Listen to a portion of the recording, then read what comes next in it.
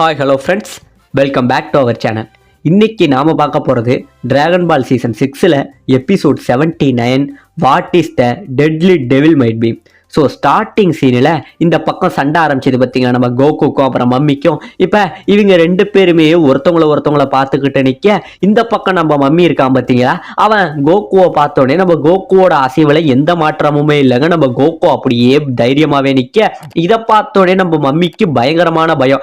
என்ன இந்த பையன் இன்னும் அவனோட அசைவில் மாற்றமே பண்ணல, அவனுமே அவ்வளோ ஸ்ட்ராங்காக இருக்கான், இவனை பார்த்தா எனக்கு கொஞ்சம் பயமாகவே இருக்கேன்னு சொல்லி நம்ம மம்மி கோகுவை பார்த்து பயப்படவும் செய்கிறாருங்க. இப்போ இந்த பக்கம் நம்ம மாஸ்டர் இருக்காரு பார்த்தீங்களா, அவர்கிட்ட சுத்தி உள்ளவங்க எல்லாரும் இவனை எப்படியும் கோகு தோக்கடிச்சிருவான் அப்படின்னு சொல்ல, இந்த இடத்துல நம்ம மாஸ்டர் சொல்றாருங்க, நீங்க அவனை ரொம்பவே அண்டர் எஸ்டிமேட் பண்றீங்க. மம்மிகளுக்கு அவ்வளவு சீக்கிரம் சாக ஏற்படாது, ஏன்னா ஏற்கனவே செத்தவங்க தான் மம்மியா வந்திருப்பாங்க, அதனால இவனை அவ்வளவு சீக்கிரம் கொல்ல முடியாது.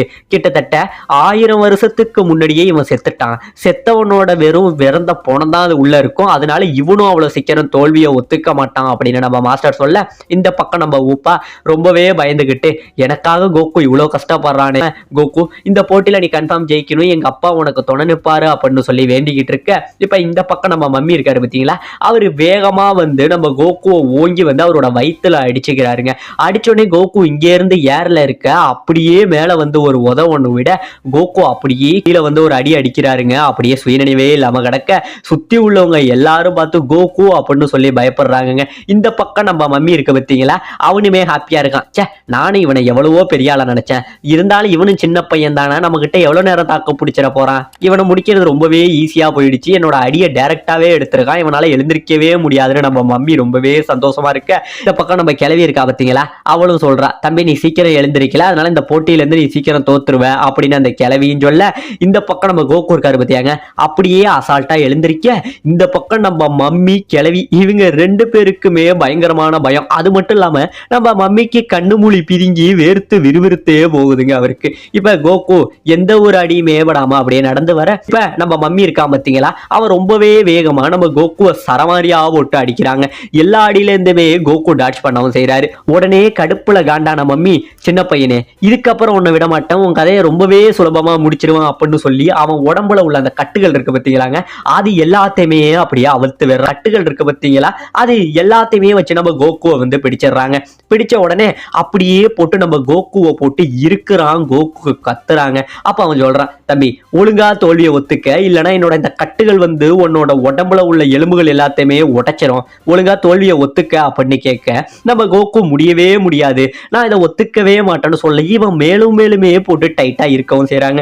இப்ப இந்த பக்கம் நம்ம புல்மா கேட்கிறா, மாஸ்டர் இப்ப கோகுவால ஜெயிக்க முடியுமா, அவனால என்ன பண்ண முடியும் அப்படின்னு கேட்க, இப்பதாங்க மாஸ்டர் சொல்றாரு, மம்மியோட கட்டுகளுங்கிறது நம்ம நினைக்கிற மாதிரி சாதாரண கட்டுகள் கிடையாது, அது ஒன்னும் பல ஸ்டீல் கம்பி மாதிரி இருக்கும், உலோகம் மாதிரி இருக்கும், அதை அறுத்து வர்றதுங்கிறது அவ்வளவு சாமானியப்பட்ட விஷயம் கிடையாது. ஏன்னா பல 1000 ஆண்டுகளுக்கு முன்னாடியே அந்த உடம்புகள் எல்லாத்தையுமே அதுல வச்சு பாதுகாத்ததுனால அதோட பலமும் ரொம்பவுமே அதிகமா தான் இருக்கும், அதனால அதுல இருந்து வெளில வர்றது சாமானியப்பட்ட விஷயமே கிடையாது அப்படின்னு நம்ம மாஸ்டர் சொல்ல, சுத்தி உள்ளவங்க எல்லாரும் கோகு விட்டு கொடுத்துரு கோகு, இல்லைன்னா நீ இறந்துருவ கோகு அப்படின்னு கத்த, நம்ம கோகு உடனே சொல்றாரு, இல்ல நான் முயற்சியை விடவே மாட்டேன், நான் ஊப்பாவுக்கு பண்ண சத்தியத்தை காப்பாத்துவேன், ஊப்பாவோட அப்பாவை எப்படியாச்சும் கொண்டுகிட்டு வந்தே தீருவேன் அப்படின்னு நம்ம கோகு சொல்ல, இந்த பக்கம் ஊப்பா, கோகு எங்க அப்பா எப்படியுமே நேரம் நல்லா தான் இருப்பாரு, நீ அவரை காப்பாத்தலனாலும் பரவாயில்ல, நீ இறந்துடாம வா கோகு, இது வரைக்கும் நீ எனக்கு பண்ணினதே போதும் கோகு, எனக்கு உன் மேல கோவமே இல்லை கோகு அப்படின்னு சொல்லி நம்ம ஊப்பாவுமே கதறிக்கிட்டு இருக்காருங்க. இந்த பக்கம் கோகு அவன் போட்டு இருக்கிறத விடவே இல்லை, பயங்கரமா போட்டு நெருக்கிக்கிட்டு இருக்க.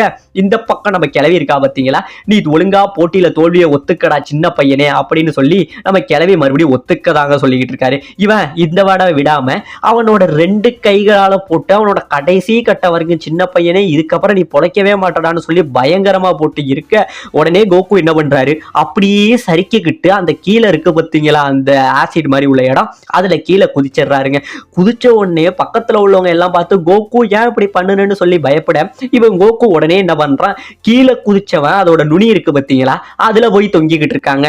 தொங்குனவன் மறுபடியும் அங்கேயே இருந்து மேல வரவும் செய்யறான். மேல வந்ததுக்கு அப்புறம் அந்த கையால ஒரு அருகா இருக்கிறான், அப்படியே சுக்குநூறா போகுது. ஆமாங்க, நம்ம கோகு மேலே இருந்து கீழே போய் அந்த கைத்தை அந்த ஆசிட்லயே அறுத்திருக்காங்க. அப்படியே அறுத்துட்டு இப்ப மேல வந்தவன் தம்பி இது வரைக்கும் நீ யாருன்னு காமிச்சிட்ட, இப்ப என்னோட டேர்னு நான் யாருன்னு உனக்கு காட்ட வேண்டிய நேரம் அப்படின்னு நம்ம கோகு சொல்ல, இப்ப நம்ம மம்மி மறுபடியும் அந்த கைத்த வீச அதை அழகாவே கோகு டாட்ச் பண்றாருங்க.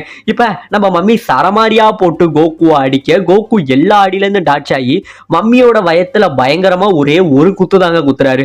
ஒரே குத்து குத்துனோடனே நம்ம மம்மிக்கு எதுக்கு இருக்கிறது எத்தனை பேருன்னே தெரியாம மயக்கம் வந்து அப்படியே மயக்கம் போட்டு விழுகிறான். அப்படியே கோகு தாங்கி பிடிச்சிட்டு, கிளவி இந்த மாதிரி பாத்தீங்கன்னா இவனுக்கு முடியல போல, இவன் போட்டியில இருந்து வெளில போயிட்டான்னு நினைக்கிறேன், நான் இவனை என்னமோ பெருசா நினைச்சேன் அதுக்குள்ளேயே தோத்துட்டான்னு சொன்னோடனே நம்ம கிளவிக்குமே என்ன சொல்றேன்னு தெரியல, கண்ணு விதுங்கி நிக்கிறான். இப்ப அவனை அப்படியே தூக்கிக்கிட்டு நம்ம கோகு போக சுத்தி உள்ளவங்க எல்லாரும் ஆமா நம்ம கோகு ரொம்பவே அண்டர் எஸ்டிமேட் பண்ணிட்டோம், அவனோட பலம் நம்ம நினைச்சதோட அப்பாற்பட்டதா இருக்கு. ஏன்னா அவ்வளவு பெரிய ரெட் ரிபன் ஆர்மியே ரொம்ப அசால்ட்டா தோக்கடிச்சவன் நம்ம கோகு, அவனோட பலம் ஆனா இன்க்ரீஸ் ஆனது மட்டும் எனக்கு தெரியுது அப்படின்னு நம்ம மாஸ்டர் பேச, இப்ப இந்த பக்கம் நம்ம கோகு இது எல்லாத்தையுமே அடிச்சு முடிச்சுட்டா அடுத்த போட்டிக்காக வார்ம் அப் செஞ்சுக்கிட்டு இருக்காருங்க. இப்ப இந்த பக்கம் ஒரு 2 பேரை காட்டுறாங்க, இவன் தான் அடுத்தது போட்டி போட போறவன் டெவில் மேனு, ஒரு கேரக்டரை காட்டுறாங்க. இவங்க 2 பேரும் பேசிக்கிட்டு இருக்காங்க. அந்த பையனை நான் ரொம்பவே சின்னவன் நினைச்சேன், ஆனா நான் நினைச்சதோட அந்த பையன் ரொம்பவே ஸ்ட்ராங்கா இருக்கான், இது வரைக்கும் வந்து என்கிட்ட எந்த போட்டியாளர்களுமே வந்ததில்ல, முதல் முறையா என்கிட்ட இவன் வரான், இவங்கிட்ட நான் அவ்வளவு சீக்கிரம் தோக்க மாட்டான், அவன் கதையை ஈஸியாவே முடிக்கிற மாதிரி அப்படின்னு சொல்ல,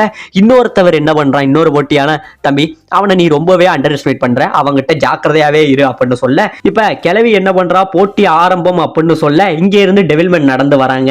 இப்ப டெவில்மேன் நடந்து வந்தோடனே மாஸ்டருக்கு பயங்கரமான ஆச்சரியம். சுத்தி உள்ளவங்க எல்லாம் யான்னு கேட்க, இது வரைக்கும் என் தங்கச்சியோட மொத்த போட்டியாளர்களே 4 பேர் தான் இருந்தாங்க, இப்ப முக்கியமானவன் இவனே வந்துட்டானா, இவனுக்கு மேல பவர்ஃபுல்லான ஒருத்தன் உள்ள இருக்கான், இதை இவ எப்ப 5ஆவதா ஒரு ஆளை ஆட் பண்ணான்னு தெரியல, இவனோட பவரே வந்து ரொம்ப அதிகபட்சமா இருக்கும், இவன் தான் அதிகபட்ச பவர்சாலியே இவ டீம்ல, பட் இவனே இப்ப வந்துட்டாங்க போது இவனை தாண்டி உள்ளவன் இன்னுமே அதிக பவர்ஃபுல்லா இருக்க வாய்ப்பு இருக்கு, கோகு ரொம்பவே ஜாக்கிரதையா தான் இருக்கணும்னு நம்ம மாஸ்டர் பேச, இப்ப ஒரு வழியா இவன் போட்டிக்கு வந்துடுறாங்க. போட்டிக்கு வந்தவன் திடீர்னு மேல பறக்க, இவன் மேல பறந்துகிட்டு கோகுவை அங்கேயே இருந்து பிடிக்க வராங்க. பிடிக்க வந்தவன கோகு வயிற்றுல ஒரு உதைக்க அப்படியே அவனுக்கு என்ன பண்றதுன்னே தெரியாம வயிறு கலங்கி போய் போயிடுறாங்க. இதை பார்த்தோன்னே நம்ம கிளவி கத்துறாடே ஒழுங்கா சண்டைய போடுறா அப்படின்னு சொல்ல, இவன் உடனே என்ன பண்றான், சரமாரியா போட்டு கோகு அடிக்க வர கோகு எல்லா அடியில இருந்துமே டாட்ச் ஆகுறாருங்க. அப்படியே டாட்ச் ஆயிட்டு மறுபடியும் கோகு ஒரு அடி அடிப்பாரு வருங்க, அப்படியே மயங்கி போய் கீழே இருக்கு பார்த்தீங்களா அந்த ஆசிட் மாதிரி உள்ளது, அதுல போய் உளுந்துகிட்டு இருக்காங்க மயக்கத்திலேயே. உடனே முழிப்பு வந்து ஜஸ்ட் மிஸ்ல வந்து பொழைச்சி எப்படியோ மேல வந்துடுறான். இப்ப நம்ம கிர்லின் சொல்றான், இவன் நம்ம நினைச்ச அளவுக்கு பெரிய ஆள் இல்ல, இவனெல்லாம் இன்னும் ஈஸியாவே கோகு முடிச்சிருவான் அப்படின்னு சொல்ல, இப்போ மாஸ்டர் சொல்றாரு, அவனையும் நீங்க அவ்வளவு அண்டர் எஸ்டிமேட் பண்ணாதீங்க, இது வரைக்கும் தென்கட்சி போட்டியில 2 வாட்டி ஃபர்ஸ்ட் பிளேஸ் அடிச்சிருக்கான், இவன்ட்ட ஒரு சீக்ரெட் டெக்னிக் வேற இருக்கு, இந்த டெக்னிக்ல மாட்டுனீங்கன்னா உங்களுக்கு மயக்கமோ கோமாவோ கிடையாது, ஒரே வழியா டெத்து தான், அதனாலதான் இவன் இது வரைக்கும் தென்கட்சி டோர்னமெண்ட்ல 2 வாட்டி ஜெயிச்சிருக்க வாய்ப்பும் இருக்கு அப்படின்னு சொல்ல, இவங்க சுத்தி உள்ளவங்க எல்லாருமே பயந்துகிட்டு இருக்க, இப்ப நம்ம டெவில்மேன் இருக்கான் பாத்தீங்களா, தம்பி இது வரைக்கும் விளையாண்டது போதும், என்னோட உண்மையான சக்தியை உனக்கு காட்டுறா சின்ன பையனே அப்படின்னு சொல்லிட்டு அவனோட மந்திரத்தை சொல்ல ஆரம்பிக்க, எல்லா மனுஷங்களுக்குள்ளேயும் கெட்ட சக்தின்னு ஒண்ணு இருக்கு, அதாவது எவ்வளவு ஒரு நல்லவனா இருந்தாலும் அவன் நெஞ்சிலையும் வந்து பொய் பொறாம கோபம் இந்த மாதிரி சில கெட்ட விஷயங்கள் இருக்கு, அது இல்லாத மனுஷனே கிடையாது, அந்த கெட்ட எனர்ஜியை அதிகப்படுத்தி அவன் இதயத்தை வெடிக்க வைக்கிறதாண்டா என்னோட பவர்,